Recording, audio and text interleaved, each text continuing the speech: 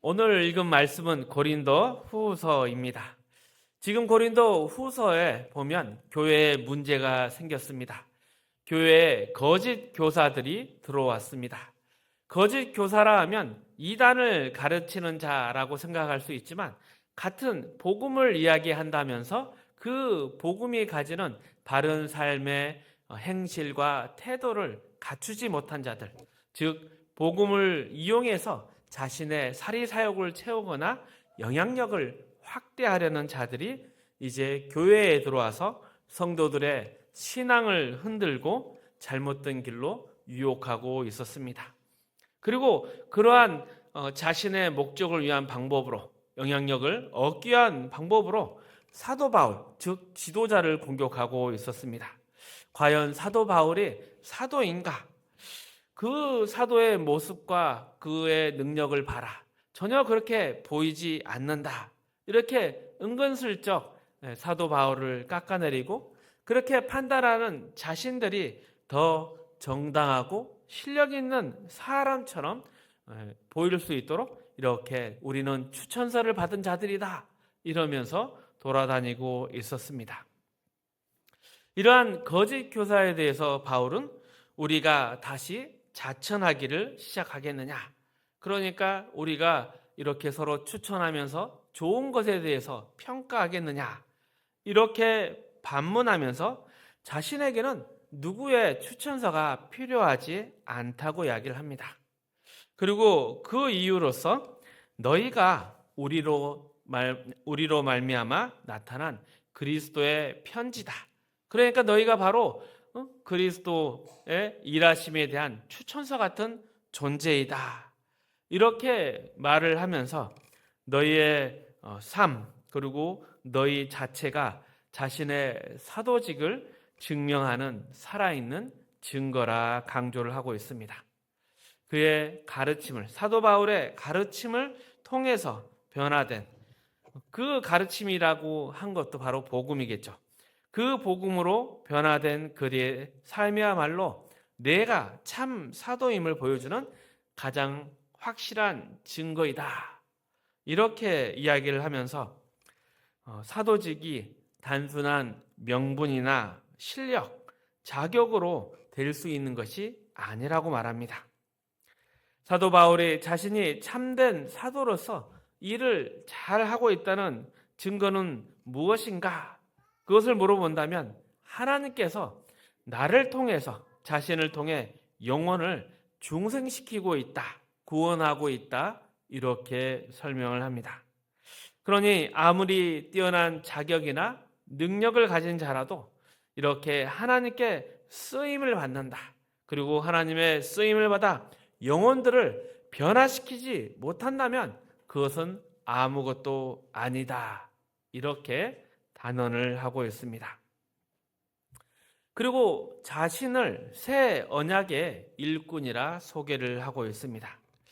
아까 읽은 본문에서 보면 새 언약은 단순한 과거의 교훈이나 율법이 아니라 하나님의 능력으로서 영적으로 죽은 자가 중생에서 이제 그 마음 가운데 예수 그리스도를 모시고 거룩한 삶을 살아가는 것, 이것이 새 언약의 역사이고 내가 그러한 일에 쓰임받고 있다.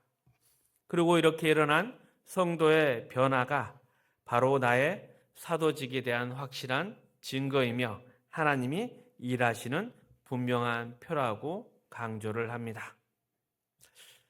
이런 사도 바울의 논증을 통해서 우리는 교회의 본질이 무엇인가, 그리고 교회에서 가장 중요한 두 요소라 할 수 있는 목자와 성도는 어떠해야 되는지 우리는 알 수가 있습니다.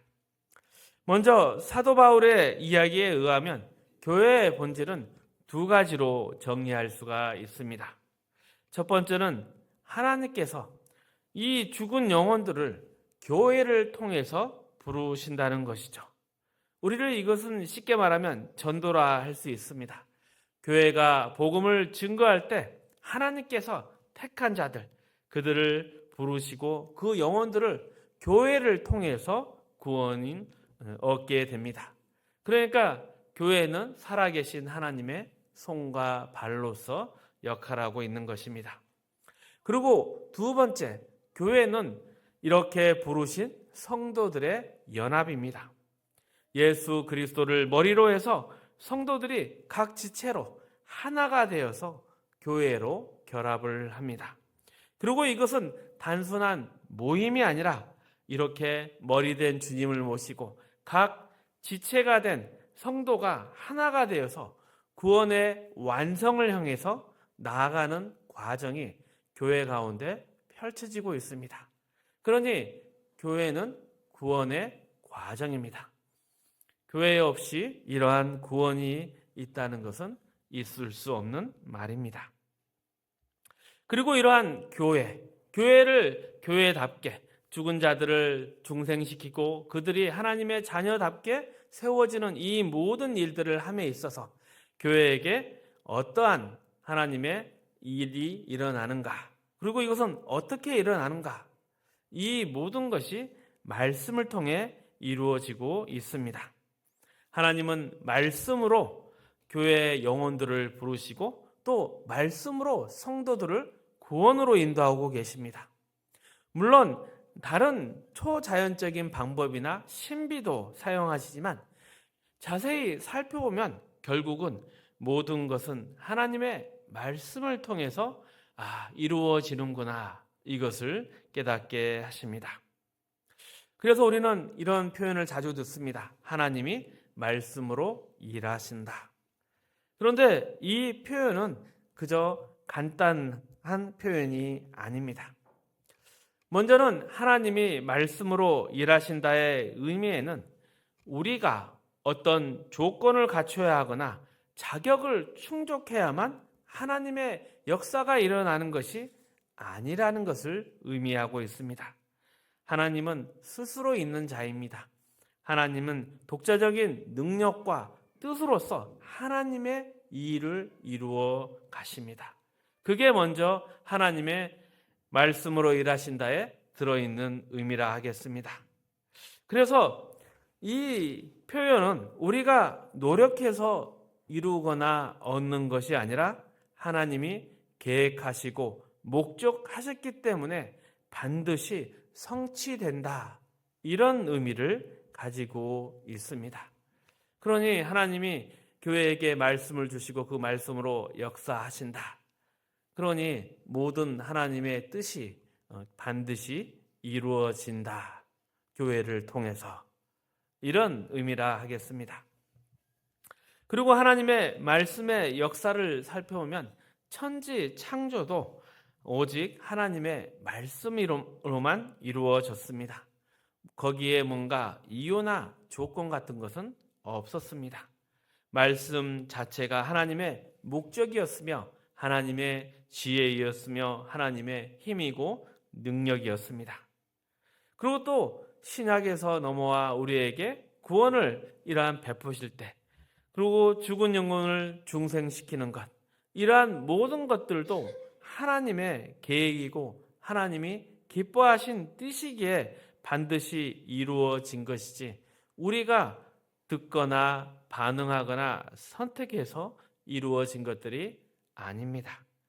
그러니 말씀으로 이루어졌다, 이 안에는 하나님의 주권이 드러나 있는 것입니다.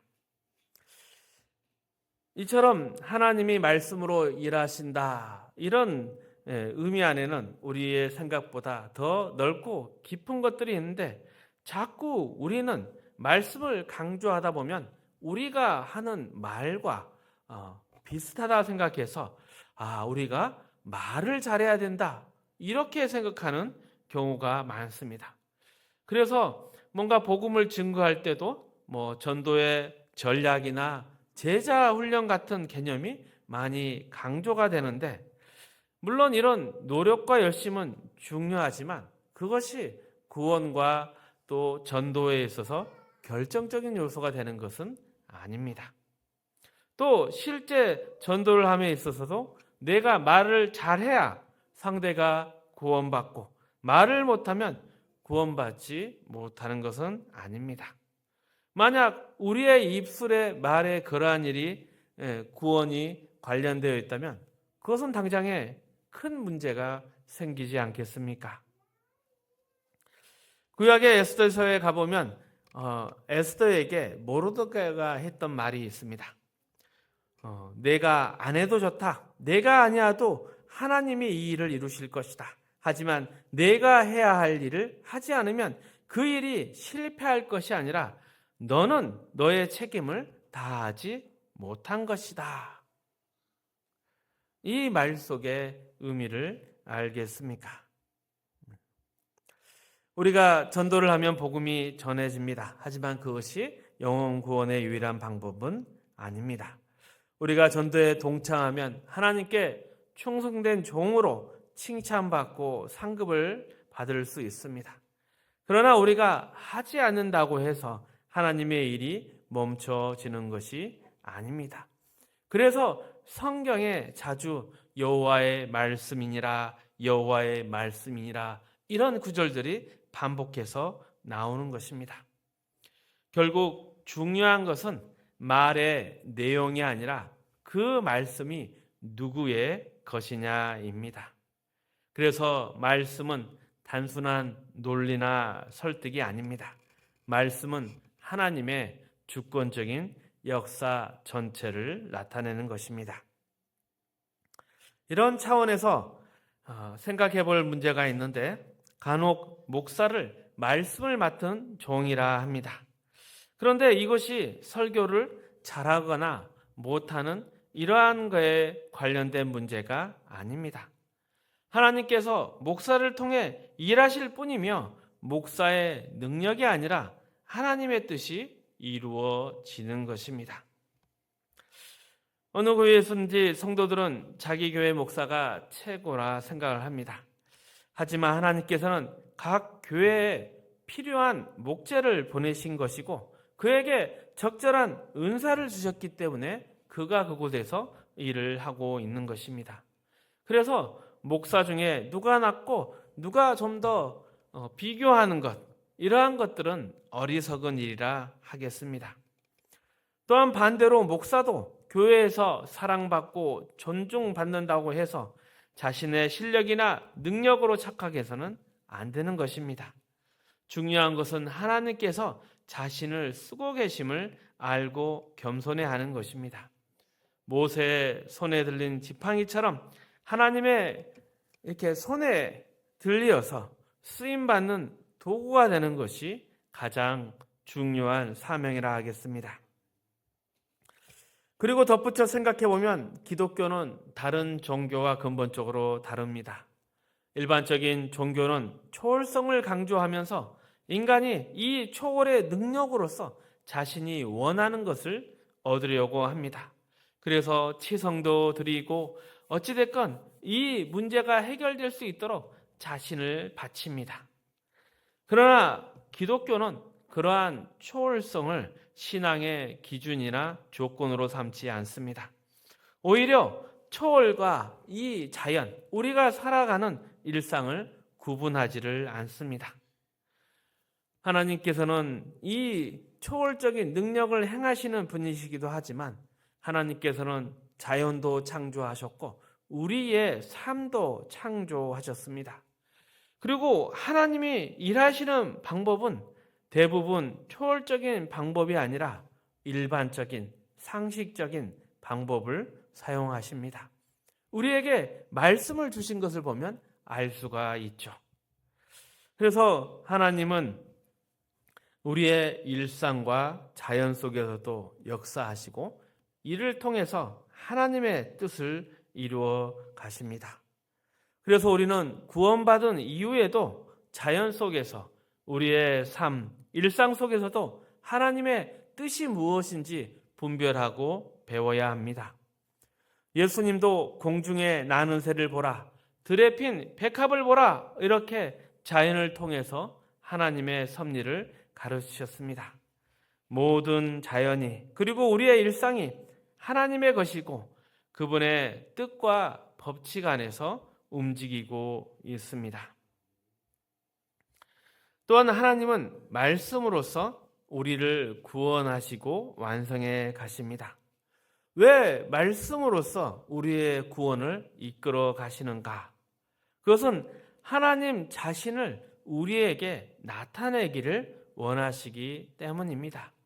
구원이라는 것은 우리가 하나님과 사랑과 믿음의 관계를 회복하고 그 하나님과 더불어서 사는 것, 영원히 사는 것이 바로 구원입니다. 그래서 기독교는 다른 종교와 큰 차이를 가지는 것이죠.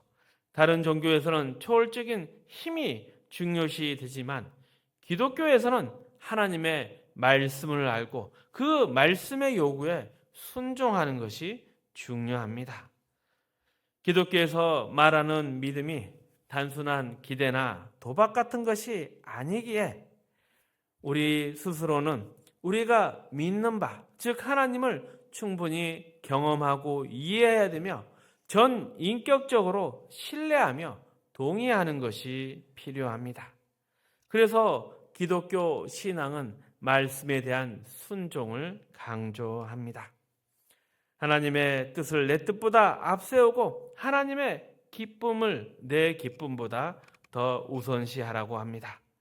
그리고 이 말씀으로써 우리에게 하나님이 자신을 더욱 나타내길 원하시고 교제하기를 원하십니다.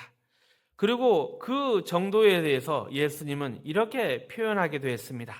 아내나 부모와 자식을 미워하라. 이것은 가족을 사랑하지 말라는 것이 아니라 하나님을 향한, 주님을 향한 우리의 사랑이 커서 다른 사랑과 비교조차 되지 않는다. 이것을 과장법으로 말씀하신 것이죠. 결국 하나님은 우리와 사랑과 믿음을 나누기를 진실로 원하고 계시고, 그래서 우리도 오직 이러한 사랑과 믿음으로 하나님께 향해야 되며, 그것은 바로 우리가 말씀에 순종하는 것과 직결되어 있는 것입니다. 그러니 하나님이 말씀으로 역사하신다. 이러한 말씀의 역사를 이해하는 것을 바탕으로 이제 고린도후서 3장에 사도 바울이 이야기한 것입니다. 내가 하나님의 종이며 하나님께서 나를 통해 일하신 증거가 바로 너희다. 너희가 그리스도의 편지다. 고린도 교회 성도들이 예수를 믿고 하나님의 자녀로 변화된 것이 자신의 사도직을 입증하는 가장 확실한 증거라 말하고 있습니다. 그리고 다시 그들에게 묻습니다. 너희가 이전에는 하나님을 몰랐지만 이제는 믿고 거룩한 삶을 살고 있지 않느냐? 누가 그 일을 했느냐? 바로 내가 그 일에 쓰임받은 일꾼이다.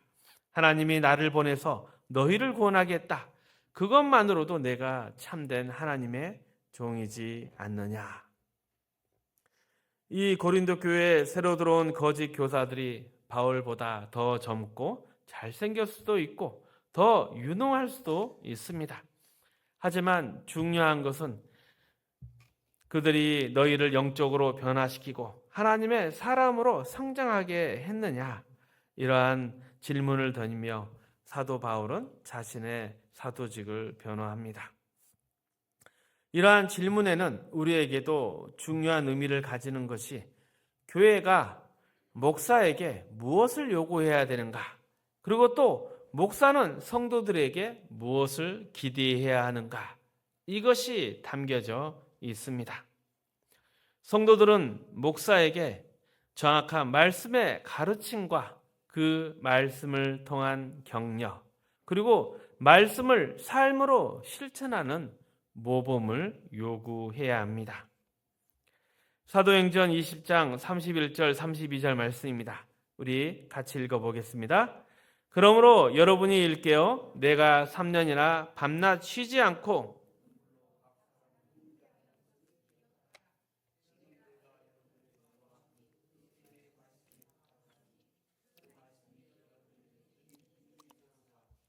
거룩하게 하심을 입은 모든 자 가운데 기업이 있게 하시리라. 이 장면은 바울이 밀레도에서 에베소 교회 장로들을 불러놓고 장로들에게 부탁하는 장면입니다.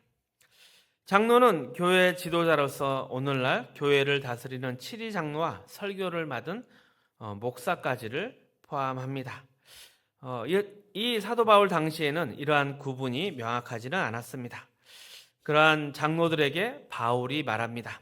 내가 너희에게 어떻게 행했는지를 봐라. 그리고 너희도 내가 했던 것처럼 따라해라. 이것은 단순히 사도 바울의 인간적 행위나 그 모습들을 따라하라는 것이 아니라 그가 하나님과 어떻게 동역을 했고 그 하나님의 마음으로서 성도들을 어떻게 대하고 섬겼는가, 이것을 보라는 것이죠.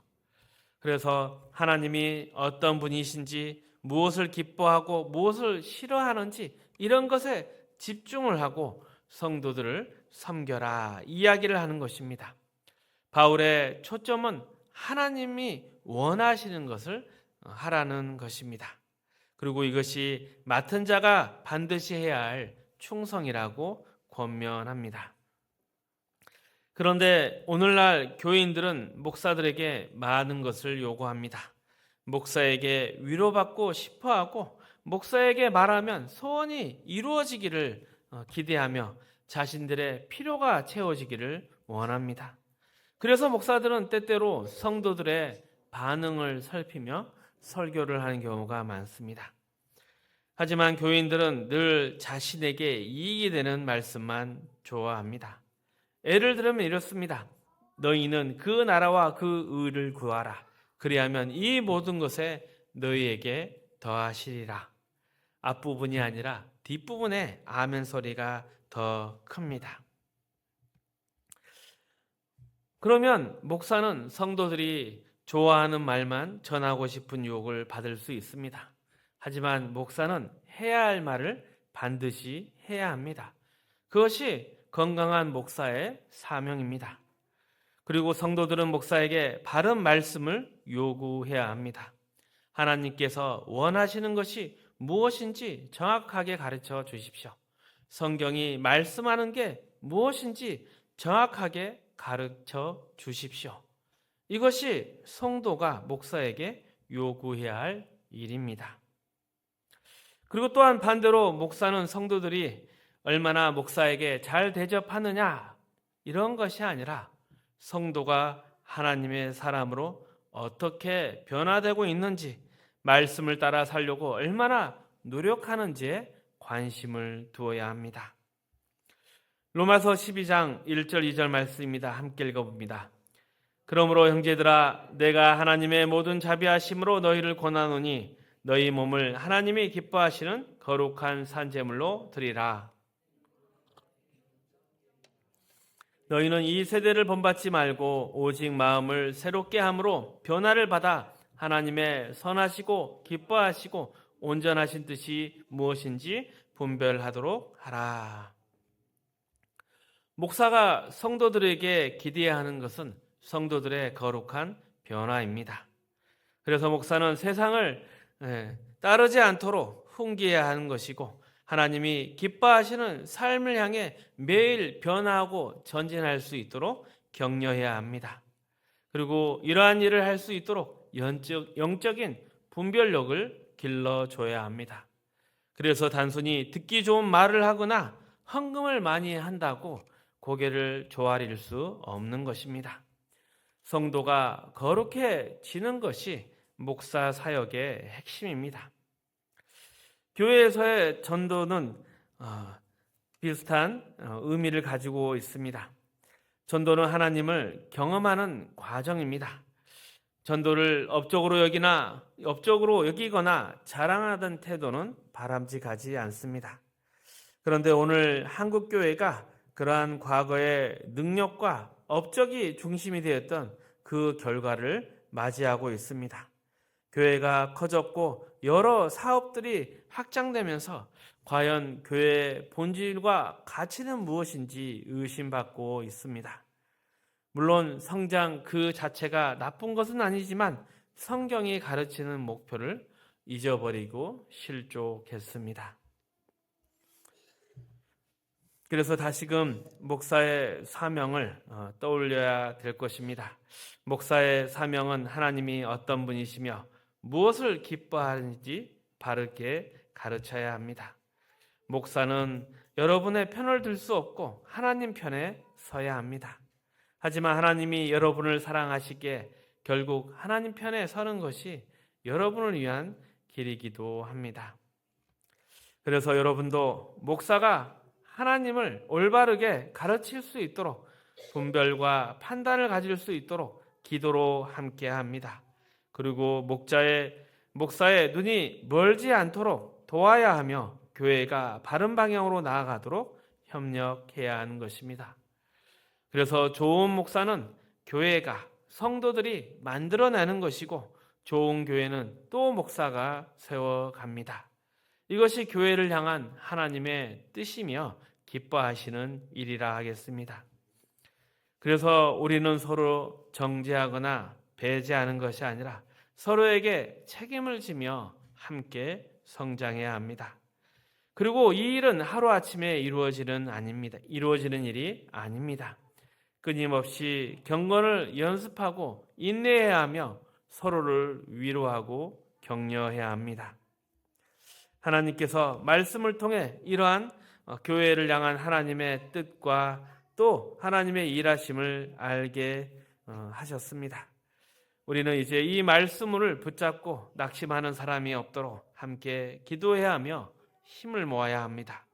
그리고 하나님이 약속하신 그 기쁨과 승리 또 감사와 영광의 자리에 함께 나아갈 수 있기를 바랍니다. 말씀을 정리하겠습니다. 고린도 교회에 거짓 교사들이 들어와 성도들의 신앙을 흔들었습니다. 그들은 사도 바울을 비난하며 자신들의 권위를 증명하려고 추천서를 내세웠습니다. 그러나 바울은 추천서가 필요 없다고 합니다.